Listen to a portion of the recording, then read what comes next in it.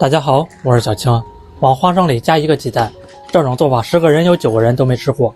不用油炸，出锅焦香酥脆，做法简单，只要看完一遍，您也会做。咱们先盛一点花生碎啊，今天做一道过年的小零食，吃起来特别酥脆，又香又好吃。加一个鸡蛋，先搅拌一下。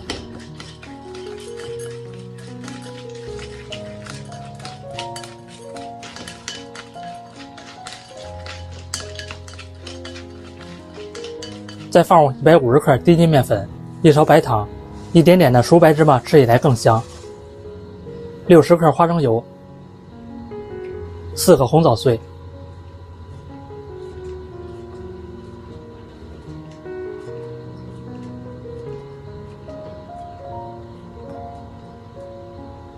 先来混合均匀。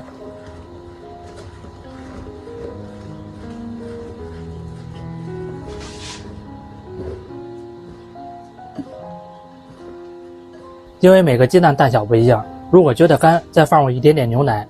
这里朋友们要注意啊，咱们在加入面粉的时候，尽量呢要加入低筋面粉啊，这样做出来呀才比较酥脆，做出来会更好吃。一直调到用手轻轻一攥成团就可以了啊。用一个纸杯做一个模具，取剩一块先攥成团，再放入模具里面，这样做出来形状好看，而且还省事儿。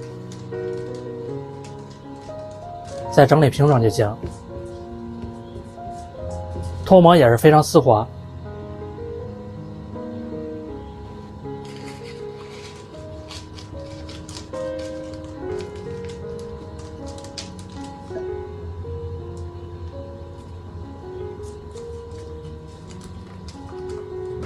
家人们，这个压的稍微薄一点，紧实一点，这样做出来更酥脆，而且呢还会松散。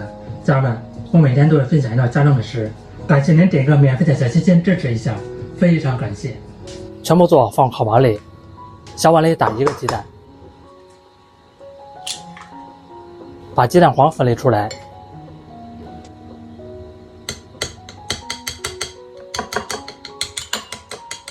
表面刷一层蛋黄液。